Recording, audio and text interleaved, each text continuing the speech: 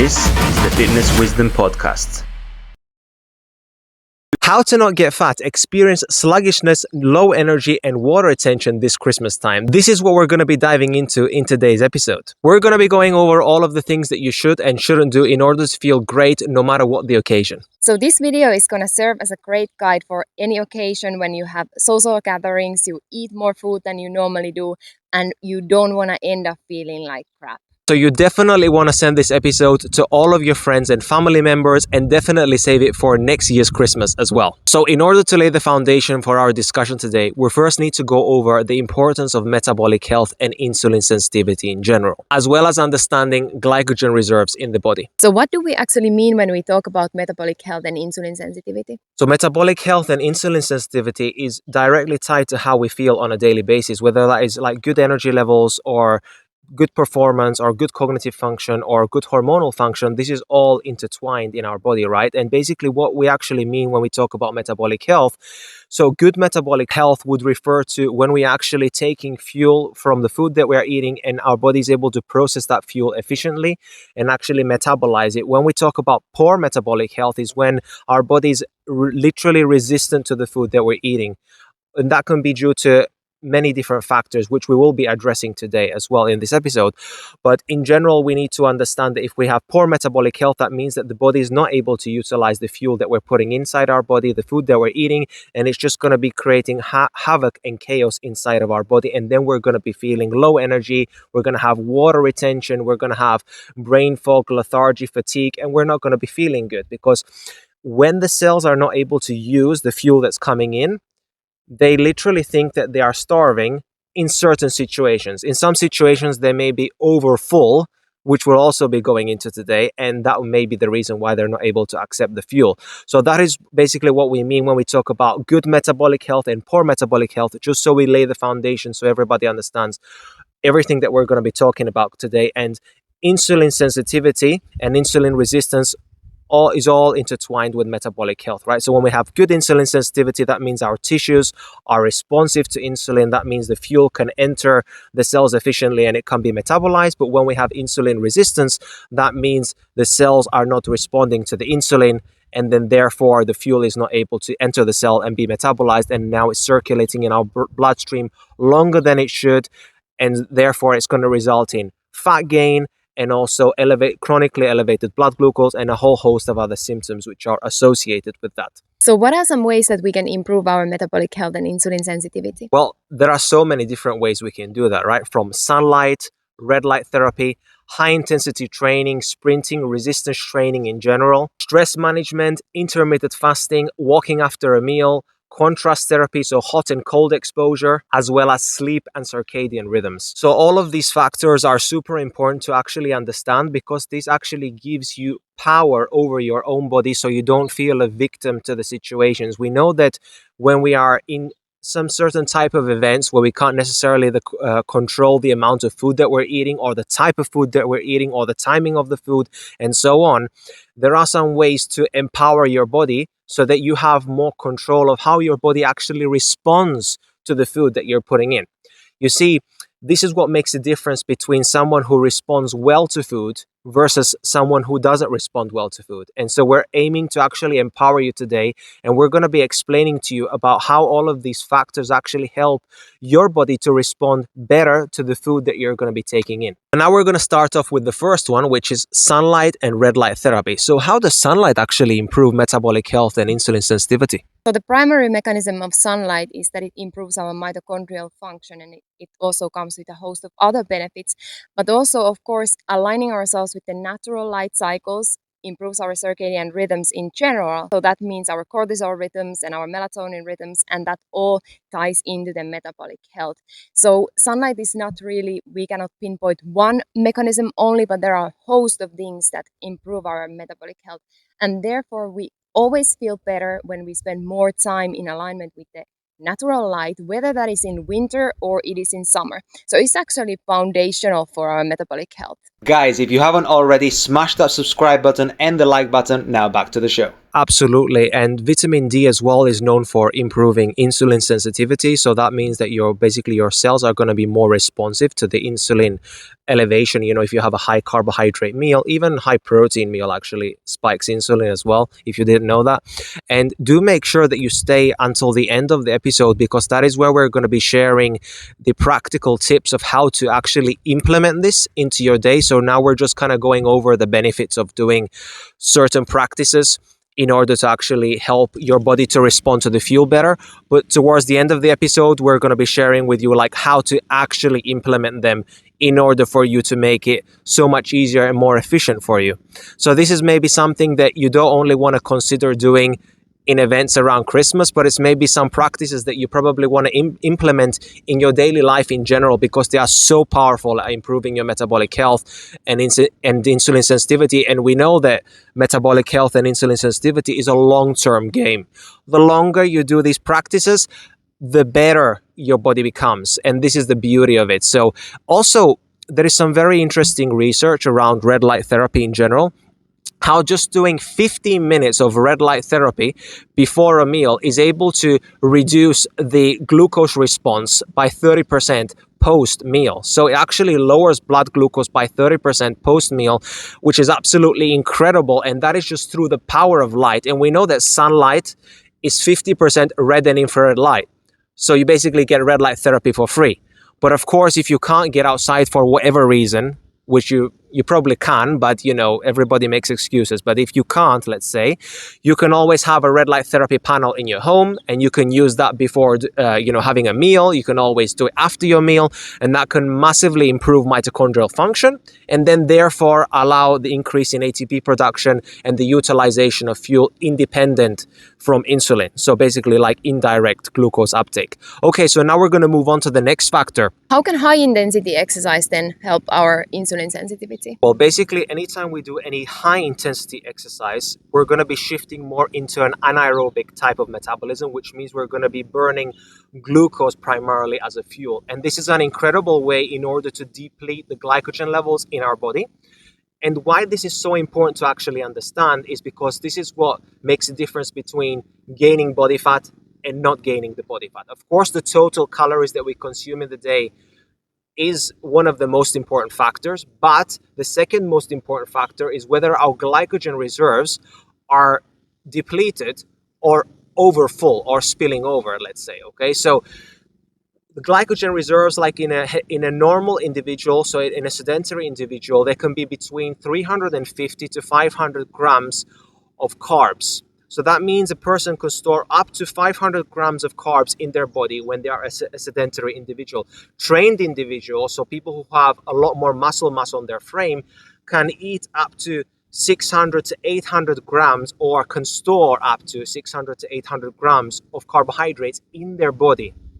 So this is absolutely insane, right? So this just actually shows you the importance of having more muscle mass, because now your glycogen reserve, your ability to eat more carbs, increases without you gaining body fat. Of course, again, never forgetting about the total caloric intake in general, because when we have a calorie deficit, meaning we're eating less calories than our body is burning, or we're burning more calories than we are taking in, we are never going to have fully stocked up glycogen reserves, because if we are in a deficit, that means our body is going to be using some of that glycogen as a fuel.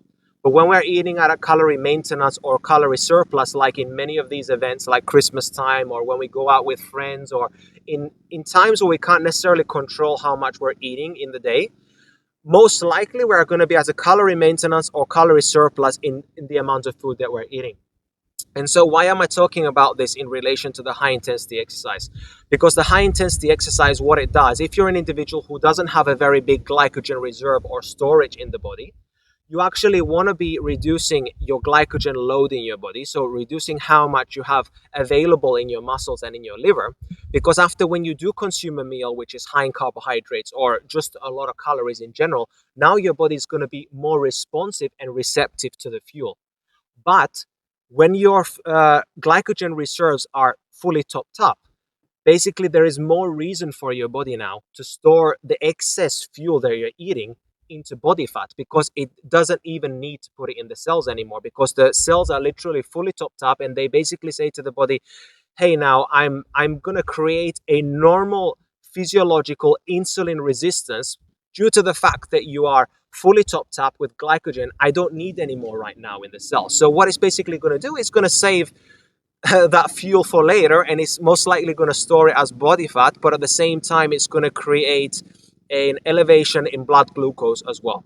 So in order to prevent an elevation in blood glucose, meaning like chronically, even when you are not consuming foods, we want to have like a little bit more depleted glycogen reserves, but we also want to focus on building muscle mass, and we want to be doing more like high intensity training, because as I explained, like high intensity training is going to be anything that makes your muscles really feel like they're burning. So things like sprinting, things like resistance training, anything that is super hard that feels like is burning your muscles is basically considered anaerobic. And that is basically when you're going to be depleting glycogen levels. And these are fantastic to do before events where you know there's going to be a lot of food, the day before, or even on the same day, as well as after.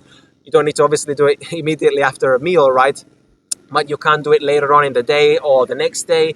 And to start to treat the fuel that you're taking in more as a driver for exercise rather than using exercise as a form of punishment.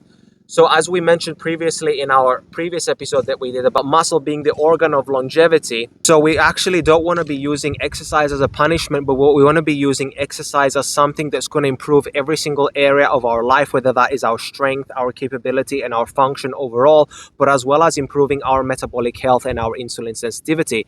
And basically, you know, when we do these high intensity exercises, it's going to be incredible for depleting our glycogen levels and allowing us to eat more food without that food spilling over into our body fat. And this is something very, very important for you to understand, that if you have a bigger glycogen storage or bigger glycogen reserves because you have more muscle mass or because you have created a depletion in your body, now your body is going to be way more receptive, and it doesn't actually require insulin as much in order to drive that fuel into the cells, because the cells are actually begging for that fuel. You see, this is what makes the difference between someone who responds well to fuel versus someone who doesn't. Why does someone get fully bloated and has like a lot of water retention and so on the next day versus someone who does not? Muscle cramps, eye twitching, headaches, agitation, and stress, those are all signs that I have magnesium deficiency. I can always tell when I haven't taken my magnesium. You see, magnesium is an absolutely essential mineral and is required in over 600 biochemical reactions across the body. I'm pretty sure we've all experienced that calf cramp in the middle of the night, and that is most likely due to a mineral or magnesium deficiency. And the reason why most individuals are deficient in magnesium these days is because stress depletes magnesium. And tell me a single person in this world who isn't stressed right now, whether that is physical or psychological stress. Magnesium is something that I'm very religious about taking every single evening before I go to bed, because I don't only want to sleep 8 hours, I want to have a deep and restorative sleep. I know that when I've taken my magnesium, I wake up feeling relaxed and refreshed. So if you want to discover the magnesium that I use on a daily basis, you want to make sure that you head over to the description below and use the promo code attached to get discount on your entire order. And that all ties into the stress management as well, because the way that you are explaining it there, it actually allows us to make this mindset shift. Instead of training being like a stressful situation for our mind, or instead of us approaching it from like anxiousness, stress, restriction, and trying to burn calories, we are actually utilizing it as a tool or something that our body is capable in doing, and we are fueling our body appropriately, and then we are putting that fuel into use. So there is like a huge paradigm shift almost that it's happening. So this all ties into the stress management as well. So as you said, that resistance training is super important for our metabolic health, but that is a stressor. But when we are talking about stress management, that really ties into the chronic stress. So we don't want to be under stress all the time, because that is actually going to be counterintuitive for our metabolic health. But having those bursts of stress is equally important. But then coming back to the baseline, how does this stress management then tie into our metabolic health? Well, if we are under chronic stress all the time, our body is all the time pumping that glucose into the bloodstream, because we need that as a quick source of fuel to escape from any situation or survive in that situation. So stress management is equally important. And obviously, when we are in holiday mood and all that, we have less mental stress in general, and probably less physical stress as well. But however, though, we often create that stress ourselves. So whether that is through circadian disruptions or whether that is from mental space, because a lot of people do experience social anxiety in this kind of situation. So it's just so important to have those tools that we can use to manage our stress as well. Do you have anything to add into that? I wanted to share one fascinating fact about high intensity exercise and how actually, even though it's hard during the exercise, you would think that, it causes more stress overall. In an individual who has a lot of stress, you would think it would actually promote more stress. But actually, research suggests that people who do high intensity exercise and they're already stressed in life, it actually makes them deal with stress even better after the exercise is over. So actually their cortisol does not spike as much as it did before compared to doing the exercise. And I think I understand the mechanism of why this is. And I believe the reason is because when you have a stressful event such as exercise, high intensity training or sprinting, because sprinting, it literally is fight and flight, right? It's literally running away from a threat or running to hunt your food. It's literally the most primal thing that we can do as human beings.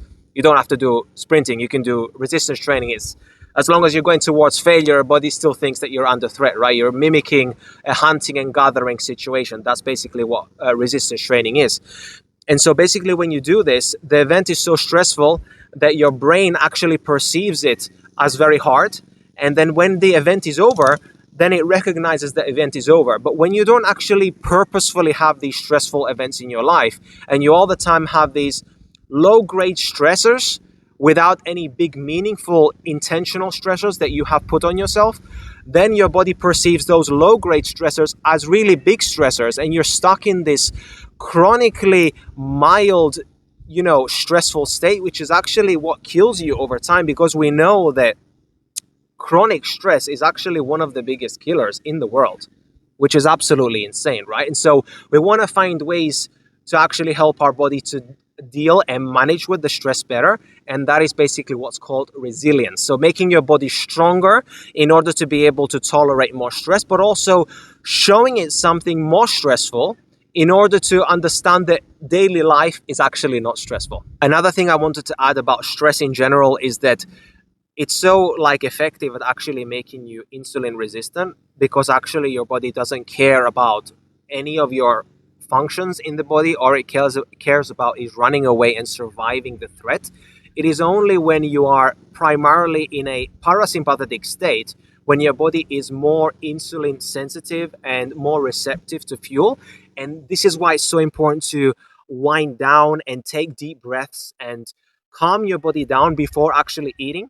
Because if you don't do that, if you eat in a stressful state, your body is not going to digest the food efficiently, and you're going to have a way harder time at metabolizing that fuel and putting it away into your cells. So your cells are naturally going to be more insulin resistant when you're actually under more stress. So you need to find ways that are going to help you lower stress, which we will actually share towards the end of the episode.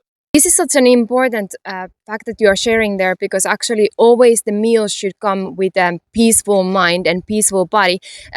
So I would always recommend people to find that space to eat in peace. So the eating shouldn't be something that just happens on the side. Of course, when we're socializing and all that, we should still drop into our body and into our environment and really just try and calm our body before the meals. That is so important. And this ties into the next factor really nicely. So intermittent fasting or time-restricted eating is really important when it comes to metabolic health. And why that is because when we have set meal times and we have time in between of those meal times, we allow our body to become sensitive to the fuel again. So we are not bombarding it with all the time with more and more fuel, but it allows our body to put that fuel into use, and then we become hungry for the next meal again, and then we can eat again. And this is really the healthier way to do. Even if the meals are bigger, at least we allow that the body to time to get more sensitive to the fuel again. in between of the meals. And this is why also intermittent fasting or time restricted eating has really been shown super beneficial for our metabolic health. And that can of course be done in multiple ways. This all ties into the circadian rhythms as well. So it is helpful to time restrict the eating windows in alignment with our circadian rhythms. And of course to have the time in between of our meals to maybe not snack all the time in between of the meals, but really allow our body the time to just digest and rest. Based on my research, this is the best shilajit in the world. Here's why you need to know about shilajit.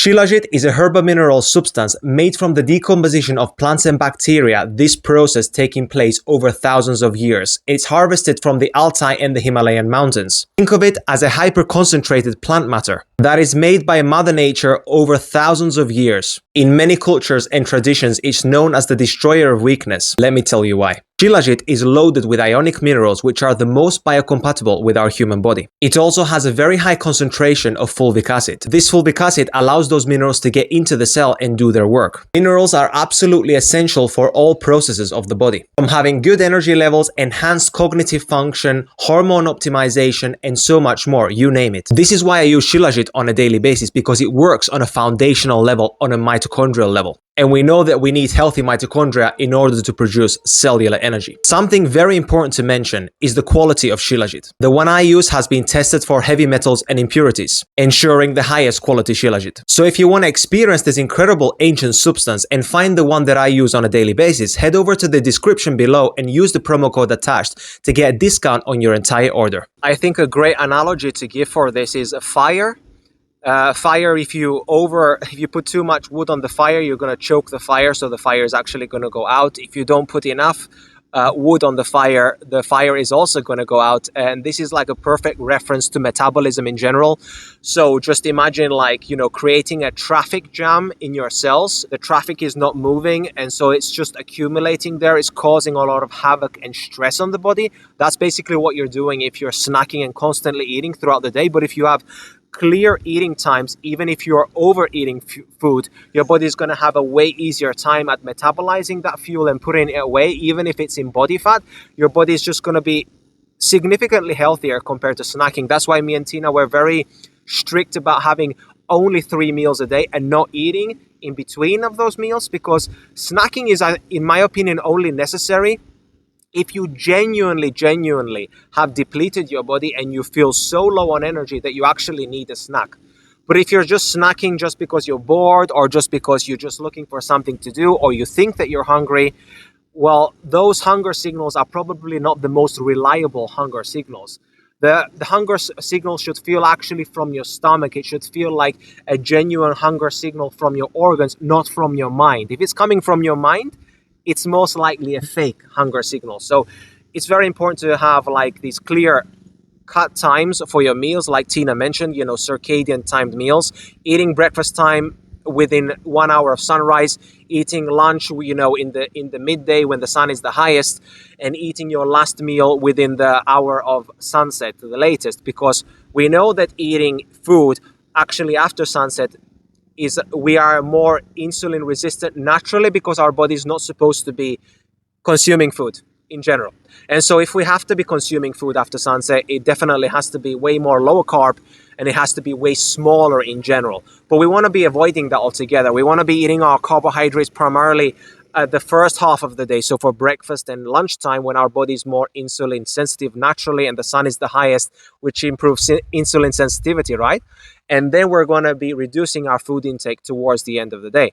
And so if you want to do this like safely during the holiday season, or if you want to become even more sensitive for the holiday season because you're going to be naturally overindulging on food, one really great strategy is that I don't actually promote this on the long term, but would be to fast from the evening time till the breakfast time, and even skip your breakfast and just go straight into the lunchtime as your first meal of the day, because this way you have reduced the amount of total calories that you have consumed in the day in general, because now you have less hours to consume 2 meals, and your body is now going to be more receptive to the fuel. Now, this is not something that I'm an advocate of doing all the time, like intermittent fasting, skipping breakfast. But if you know that you're going to be overdoing a certain meal, I think it's an incredible tool you can use to actually deplete your glycogen levels, because anytime when you go prolonged periods of time without actually any calories in general, your body starts to deplete your glycogen stores before it taps into your body fat. So it's a really great way to make your cells more insulin sensitive before a big event. I love it how you mentioned that the big meal would be lunch. So to do this type of approach and having the big meal very late in the evening would also be a little bit counterproductive. So of course, when the meal times are built around family and friends and all that, it will be a little bit harder to set the times exactly. But I think it will be helpful to shift even the dinner time slightly earlier and then later to really allow our body to be sensitive to that fuel. And this all ties into the circadian alignment and sleep really nicely. So even on the holiday season, we want to adhere to our circadian rhythms and we want to adhere to a good sleep as much as we can. So therefore, of course, not having those super big meals in the very late in the night is a better idea, because we can have a better insulin sensitivity, and also we know that melatonin and insulin work opposite to each other. So if we are digesting a big meal in the evening, we will less likely experience a good sleep on that night.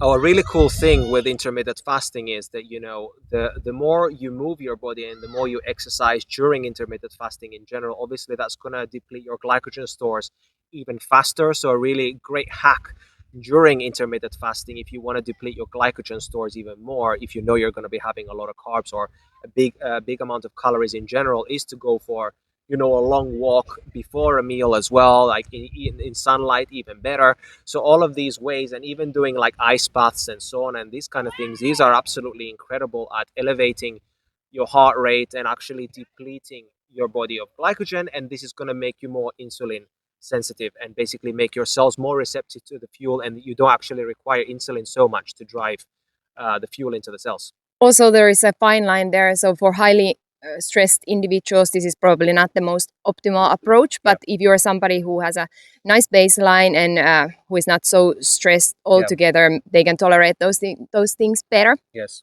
Yeah, because we know that short bouts of stress, as we mentioned, are beneficial. But if someone is like, you know, very, very stressed and they're just in general under eating, and we know that most likely if a person is under eating chronically, they're probably not going to overeat during Christmas time, right? Because a lot of people are very manipulative with their diets. If they have like some eating disorder or something like this, they are going to be very manipulative and controlling around how much they eat. So I guess our discussion is centered for people who are in general more likely to overindulge and overdo it, like myself, because, you know, like I come from a background where I used to be overweight and obese as a child, and I still have that in me somewhere, you know. Like I just feel like somehow my stretch receptors in my gut or something are not working, and so I just feel like I can just eat so much food, way more than my body actually needs, and I can do that all the time. And so I have to actually be very mindful, you know, of my my portion sizing, but also ways to improve my metabolic health and insulin sensitivity.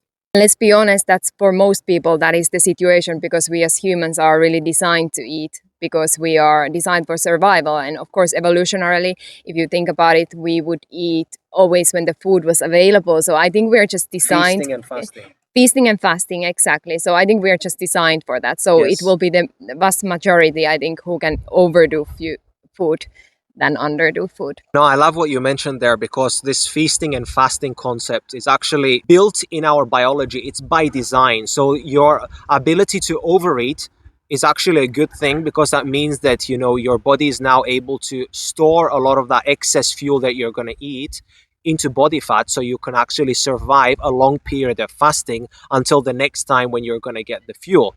The thing is that now we live in a world with abundant calories and abundant food available. And so now we're not doing the fasting so much.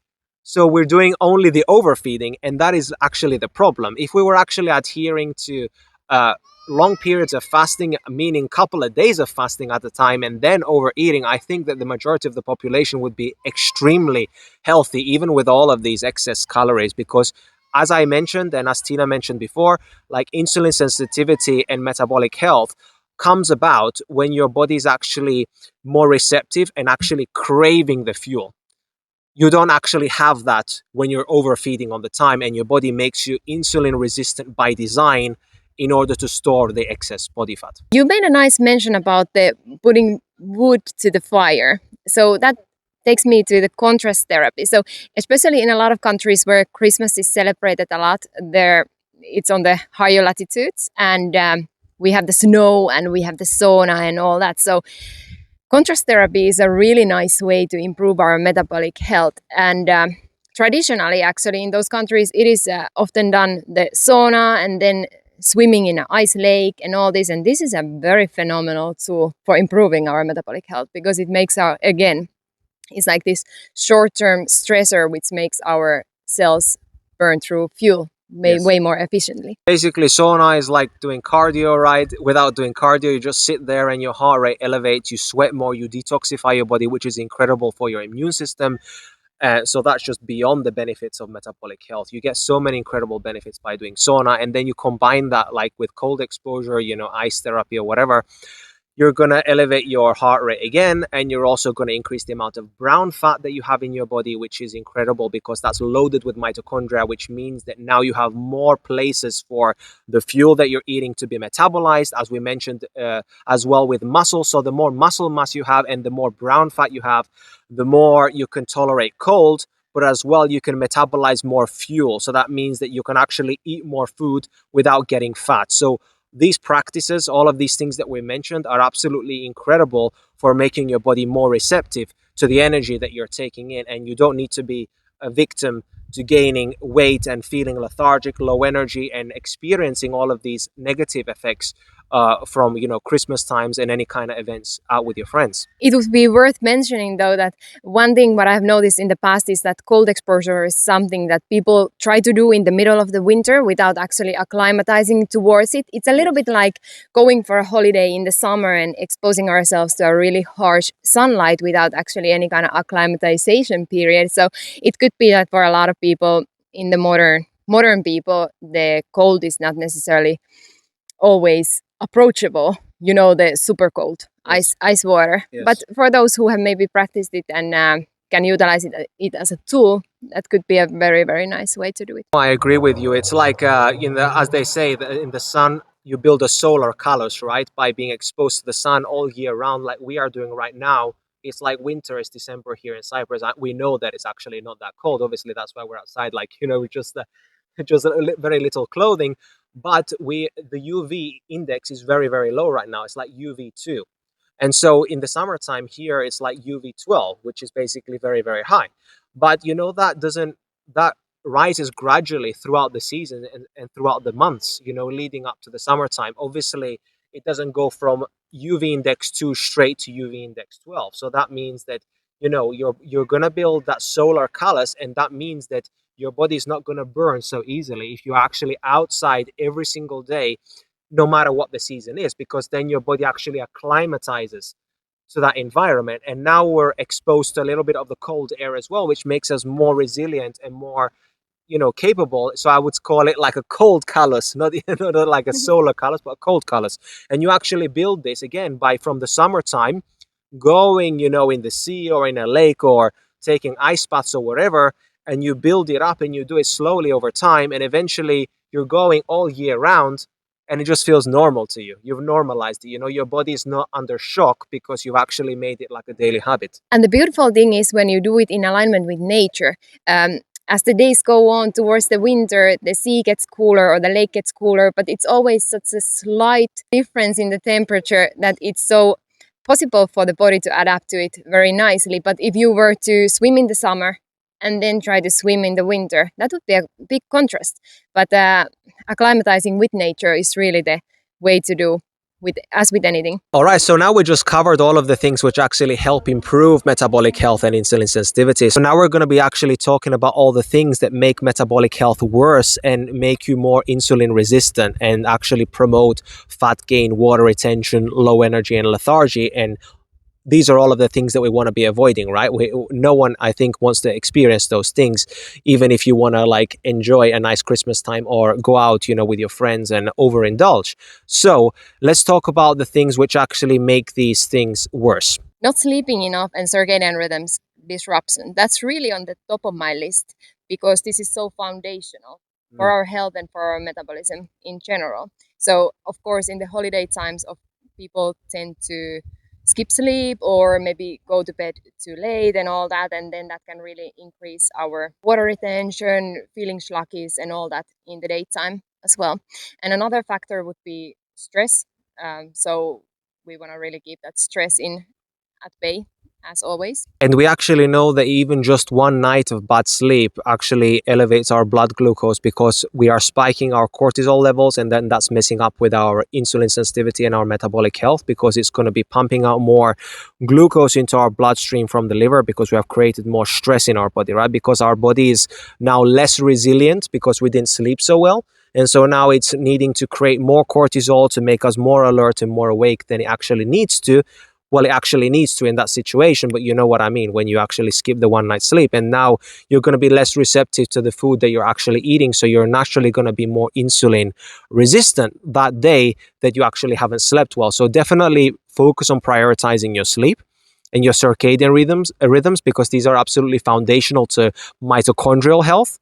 And as we said, the more mitochondria you have and the more healthy your mitochondria are, the more you can process the fuel efficiently. And think about your nighttime hormone melatonin as your repair and restoration. So that really helps to reset everything in the nighttime, and then we can come to the new day again with a reset metabolism as well. And another factor would be excess artificial blue light and non-native EMFs. This is something that is still way overlooked in the modern life, but if we think about it, we are all the time under artificial blue light when we are indoors, and these days even more because our indoor lighting is more LED heavy and no incandescent lights or fire lights like we used to have. So this is a problem because it's devoid of the infrared light, which is beneficial for our metabolism, but then we just get that high spike of blue light throughout the whole day, and that releases cortisol and puts us in this stress state. So too much of that and unbalanced with the natural light spectrum or infrared light, that is a problem. Imagine spiking your blood sugar without eating cake, elevating cortisol, your stress hormone, without being stressed, and suppressing your body's most powerful sleep, antioxidant, and regeneration hormone, which is your melatonin. This is why I make sure to wear my yellow daytime blue light blocking glasses every time where I spend time indoors under artificial lights and in front of screens to protect my eyes from oxidative stress and my entire body. And if I'm going to be exposed to artificial blue light, especially after sunset, I'm going to wear my red lens blue light blocking glasses to support my melatonin production and release. So if you want to protect your energy levels, sleep, and biology from artificial blue light, head over to the description and you will find all of the links with a massive discount on my favorite blue light blocking glasses. Do you guys remember those times when Christmas used to be like all warm and cozy and it used to feel like more orange and red and glowy, and now all of these like LEDs, you know, for the trees even, they're all white in color, and this brutally cold white color which makes everything feel so clinical and pharmaceutical, you could say, and so devoid, you know, from the natural state that we have come from as human beings, you know, which is firelight and just being cozy around like infrared light in general. And I feel like that's one of the biggest issues that we have today, because this is actually messing us up so much. And I actually talked to you at the beginning about the importance of red and infrared light in actually managing blood glucose, you know, glucose regulation, which is so powerful. It's crazy. Even just by having like incandescent light bulbs in the house, which actually have the full spectrum of light, and they have red and infrared as well, it actually helps to give the signal to the body to know, you know, how to function properly. But when it's only exposed to the blue light and also the non-native EMFs from Wi-Fi, cell phones, cell towers, microwaves, all these things, all electronic devices, this creates an excessive ROS, excessive reactive oxygen species, excessive stress, excessive inflammation in the body. When you have excessive inflammation, you naturally are more insulin resistant. And so again, you're not able to use the fuel, metabolize the fuel, put it away effectively. It's going to result in more easily gaining body fat, especially if you're eating in a calorie surplus. Overeating without earning it. What do we mean by that? So just basically over-consuming calories and not putting that into use. That's simple as that. So there is like a limit for our body, what it can take.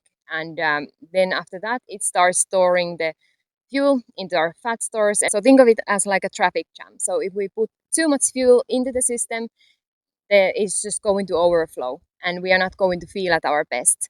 So overeating without really earning it, it's a problem. Yeah, and that's where the exercise piece comes in, as well as what we talked about at the beginning about the glycogen stores and reserves. If you have like a small glycogen store and reserve because you don't have much muscle mass, that means you can't eat as much food, without gaining the body fat. And obviously, if you overspill, meaning think of your glycogen reserves like a bucket.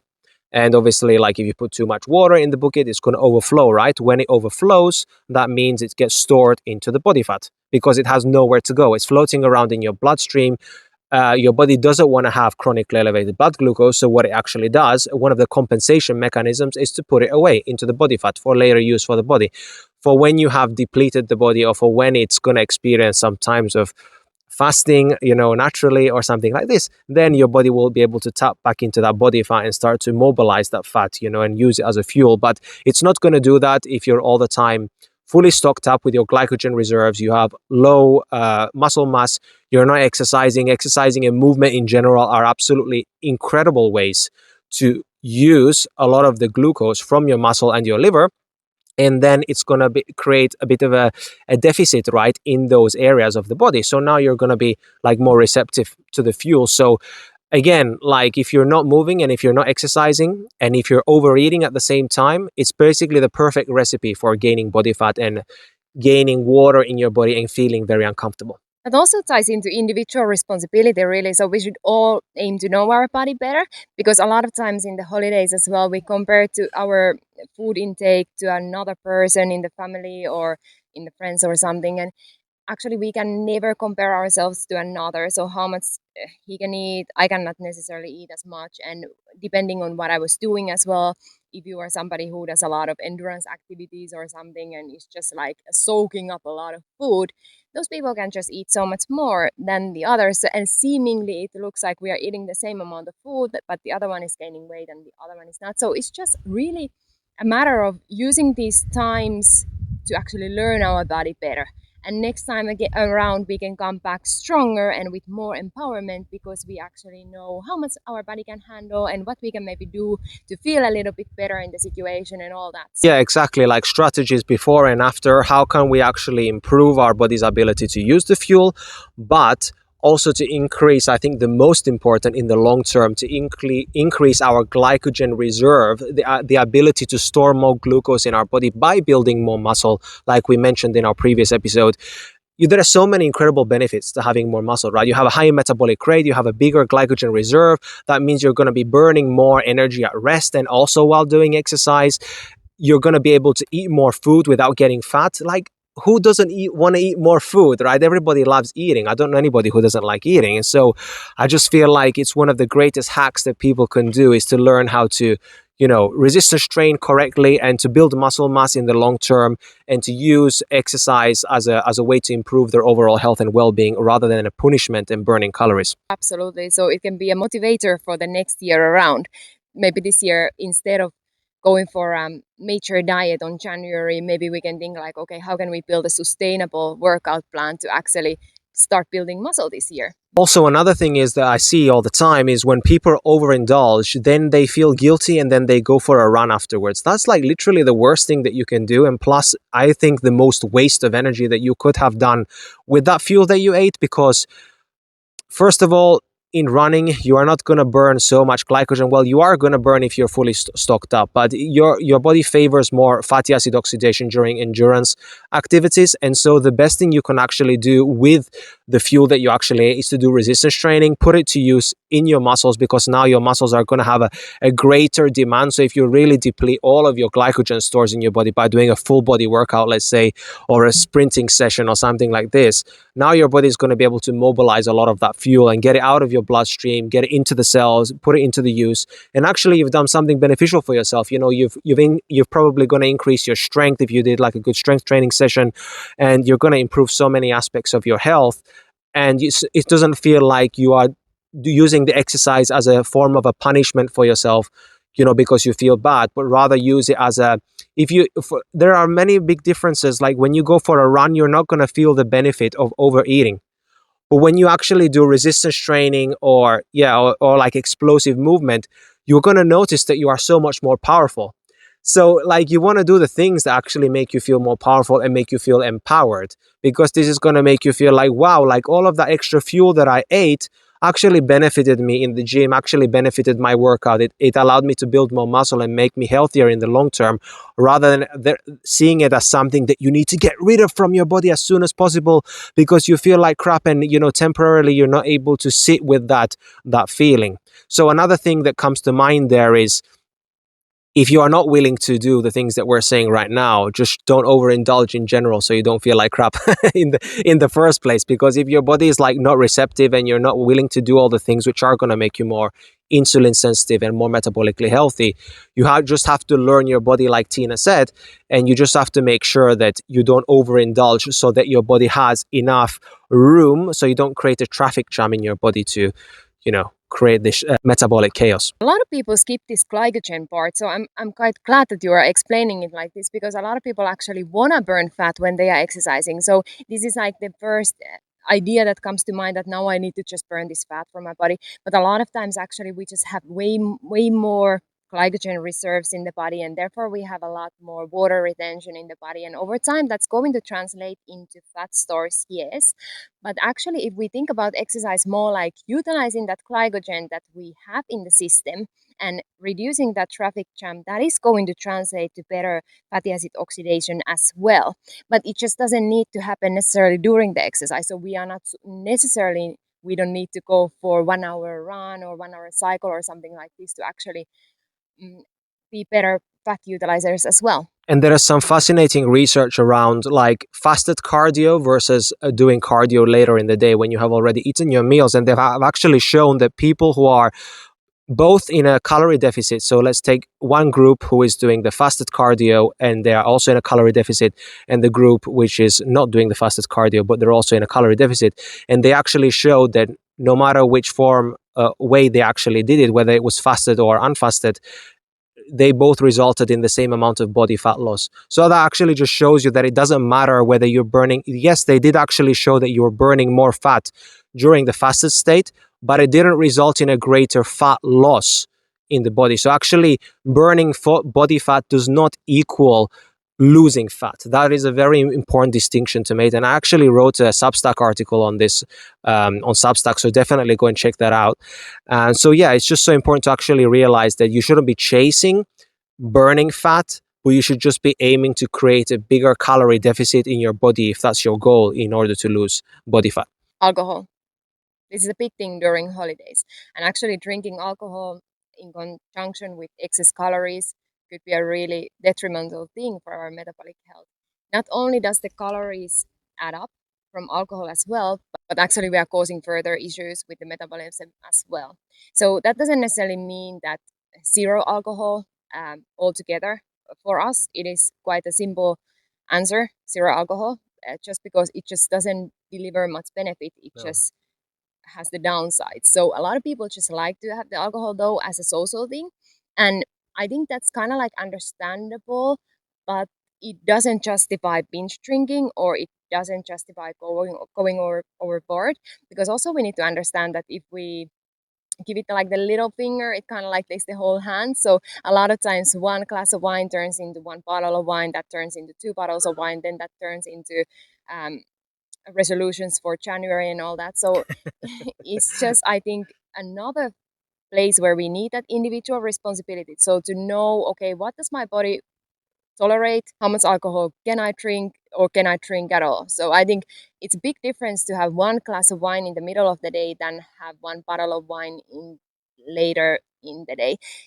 So individual responsibility really. So basically, yeah, when we overconsume calories in general and we are combining that with alcohol, it can be a very dangerous game, because we know that eating in excess makes us naturally more insulin resistant, because our body is like, fully stocked up, right? So it doesn't actually need the fuel. The cells are, fully like they're trying to process the fuel. So if we're eating in excess, naturally there's going to be a traffic jam in our cells. And then if you add alcohol on top of that, it's going to make the whole process even harder for your body. We're not saying that you should eliminate alcohol altogether, but you just need to learn how to do it wisely. For us personally, we never drink alcohol because of how we feel in general the next day, and it takes like a long time for your body to recover.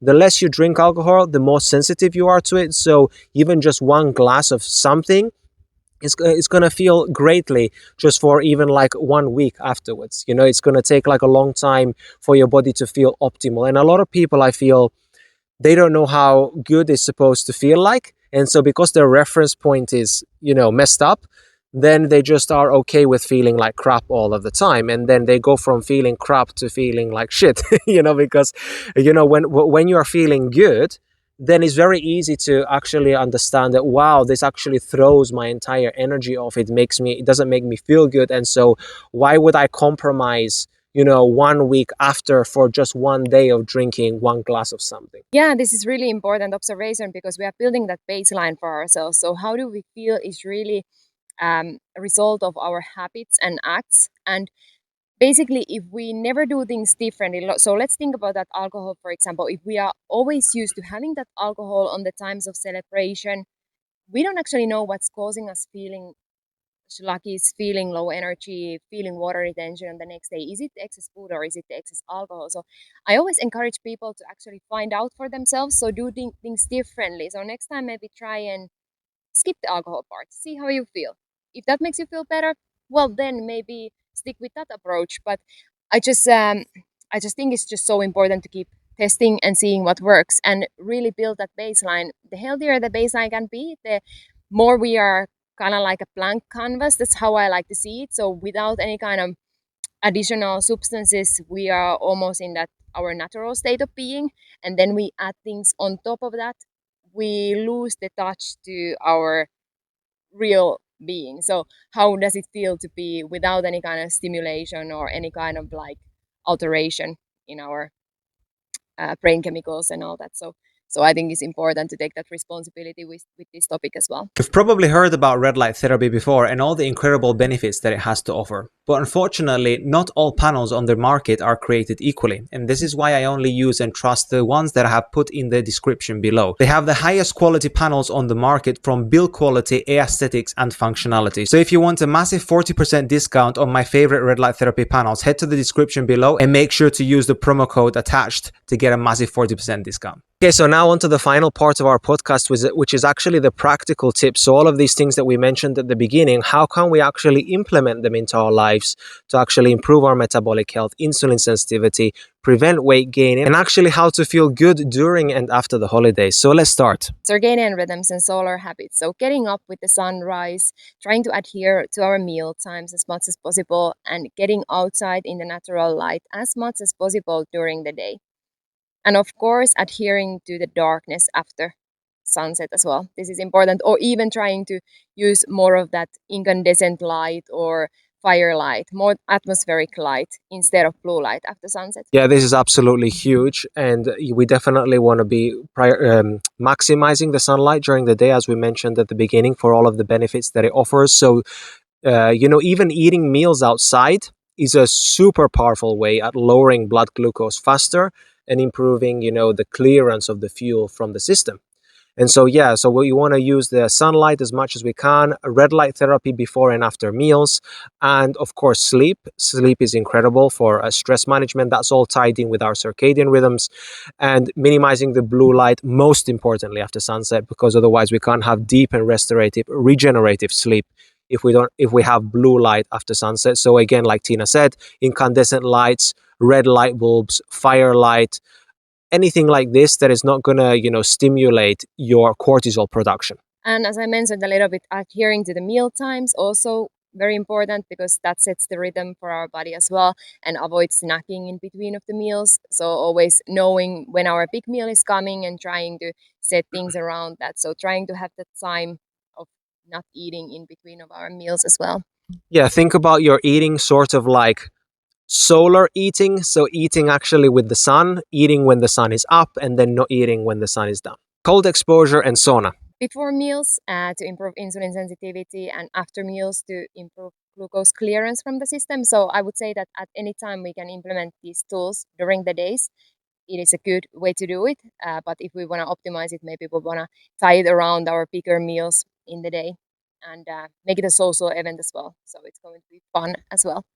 Yeah, that's the cool thing about the sauna, right? That it can fit many people in at the same time, especially if it's a big sauna. You can make it, like a family event, and it can be a very joyous thing where everybody is improving their health at the same time. So it doesn't need to be just like like a biohack, but it can be also like a social event. And as well, like cold exposure as well is like a nice thing to do together, because you kind of sometimes need a little bit that mental support, when you're getting into the cold. So it's kind of like a nice thing to do during the holiday season, but in general, all of the time.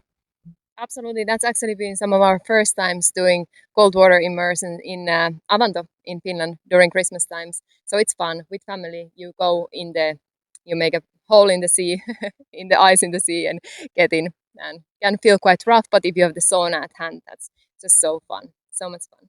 Yeah, it's such a cool experience, and I think that those kind of things your brain always remembers, because they're so threatening, but they're also like so fun at the same time. Number 3, alcohol. Just be mindful about the alcohol and know where you are yourself. But late night drinking is probably not the best thing to do, and of course, just limit yourself as much as possible. Yeah, because as we mentioned, that there is no amount which is necessarily beneficial for the human body. So if you have to do it, just make sure that you do it like during daylight hours, which is going to be your body is going to be the most receptive to fuel, as we mentioned, in general. And just watch your portion sizing overall. Number 4, movement and exercise.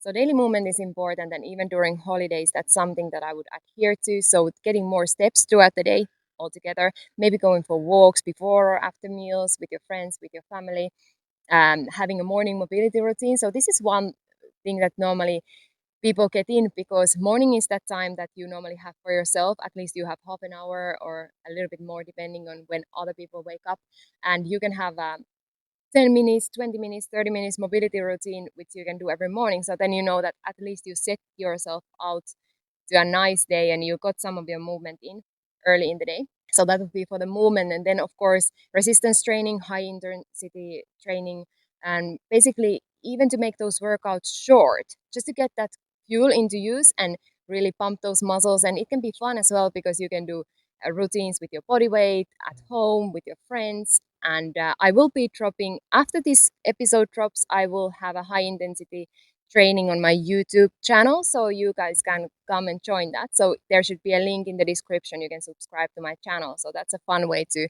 add in some exercise during the Christmas time as well. Yeah, movement and exercise in general are absolutely incredible for metabolic health and insulin sensitivity, because it promotes GLUT4 to the surface of the cells, and this actually allows glucose to enter the cells independent from insulin. And because GLUT4, it seems like this one protein which is very sensitive to an energy deficit. And so when you create a deficit in the body, whether that is through exercise or by eating less food in general or by fasting, or by doing anything hard, really, then these receptors come to the surface, and then your body's able to utilize the fuel more efficiently. So it's a super powerful way to do it. And definitely subscribe to Tina's YouTube channel, because on there she shares weekly movement and exercise workouts. And she has many different playlists for different reasons, stretching, mobility, like workout style, a lot of like body weight stuff. So basically you don't even need a gym to actually do this stuff. So this is one of the most coolest things about her page, is that she gives you practical tools and tips and movements in ways to move your body where you don't actually need equipment. And this actually sets you free. So there's actually no excuses why you shouldn't be getting any movement and exercise in. We know that one of the best forms of human movement is walking. But if you don't want to leave your house, well, Tina's YouTube channel is perfect for that. Additionally, I think it would be really important to mention to the audience that you have a primal core program. This is basically like an abdominal-based, a core-based program. And so this is an absolutely incredible program. It's actually super effective at helping you develop a strong, functional, aesthetic core. And it's a great way also to deplete your glycogen levels as well. So not only are you going to build a really great six-pack, but you're actually going to deplete your glycogen levels from your body, which is actually super good if you're going up to an event where you're going to be overeating in general.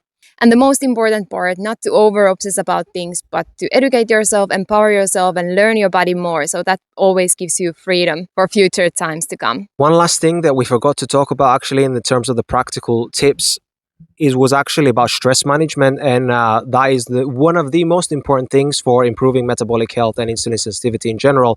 So grounding, super powerful, getting outside, bare feet on the ground as much as you can throughout the day.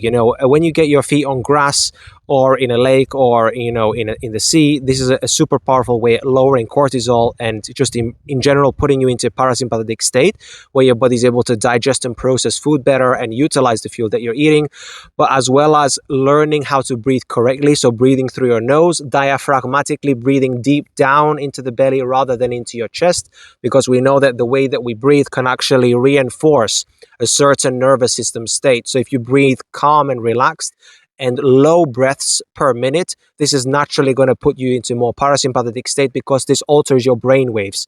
Your breath literally alters your brain waves. So if you actually want to down-regulate or regulate rather your nervous system, you actually want to breathe more calmly. If you want to excite your nervous system, you want to breathe more fast. So literally, this is how it works.